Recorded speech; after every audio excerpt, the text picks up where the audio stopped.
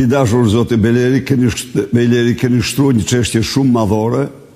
Censura dhe hapa drejt saj janë hapa drejt diktaturës.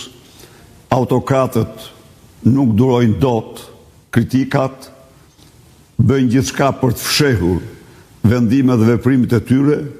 Ju garantoj se data 11 maj i jep përgjigjen më përfundimtare dhe më të mirë kësaj praktike të ekstremit të majt, por që në fakt në rastin e Shqipërisë është të narkoshtetit shqiptar në raport me transparencën dhe komunikimin. Ju e shifni, Ervis, se si Edi Rama refuzon në mënyrë të prerë debatin publik me Sali Berishën. Unë përsëri e ftoj atë, jo se kam një dëshirë të veçantë që t'i jap dorën apo të përshletem me Edi Ramën, por e bëj këtë pikërisht për hir të transparencës para qytetarëve shqiptarë dhe interesit tyre.